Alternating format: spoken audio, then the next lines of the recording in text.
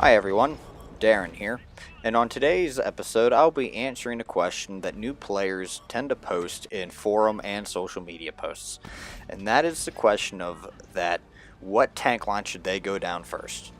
Well, in this video I will be covering just a few of the tanks that are most commonly suggested to new players.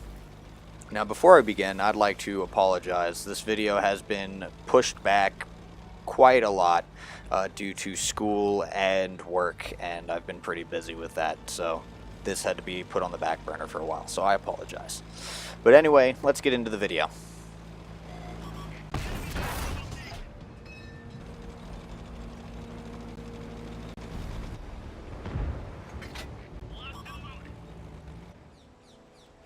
Now, the American lines in general tend to be the more jack of all trades type for their respective tank types. The 48 Patton here is one of the more commonly recommended tanks for new players because of the fact that the tank line itself is pretty easy to learn. There's not much drastic change down the line, and the line actually gets pretty good from tier 8 on up.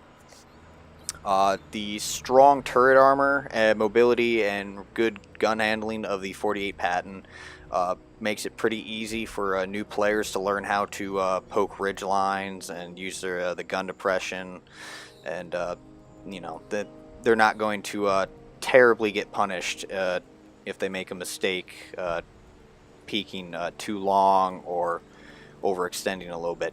Another thing about the 48 Patton is that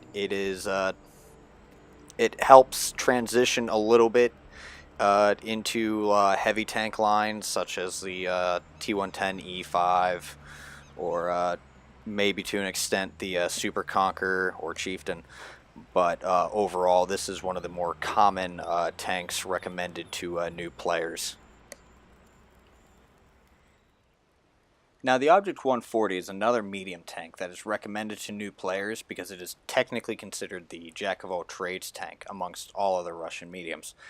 This is mostly because it is pretty good turret armor, average rate of fire amongst the Russian mediums, as well as the most gun depression amongst the Russian mediums. Because of this statistic, the Object 140 is able to ease players into the Russian medium playstyle.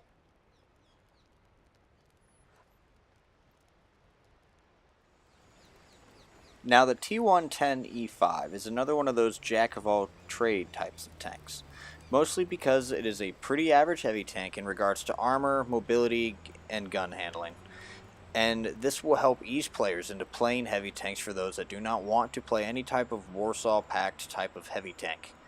If you were to, let's say, coming from the 48 Patton line and you wanted a heavy tank as your second tier 10, this would be the tank that you will want to go for, mostly because of the fact that if you're coming from like the M4A3E2 Sherman Jumbo, you can go straight from the Jumbo into the heavy tank line, thus making progressing up that line so much easier, as you will not have to start from tier 2 again.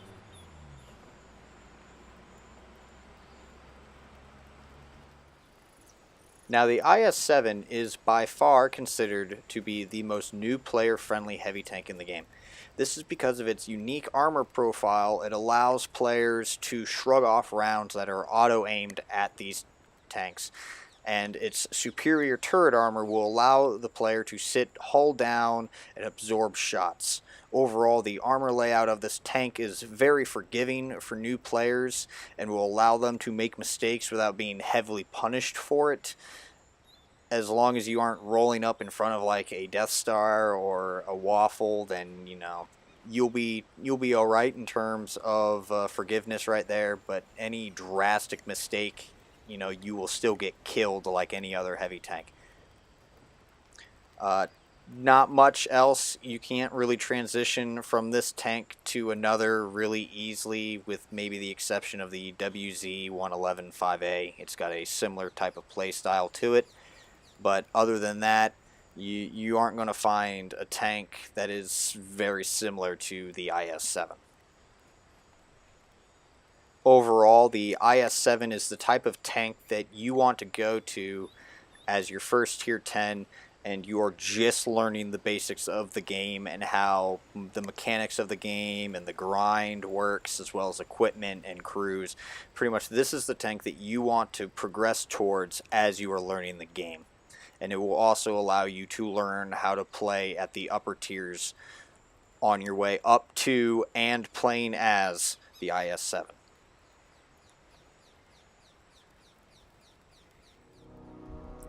Now, the final tank we're going to take a look at today is the T110E4 American Turreted Tank Destroyer.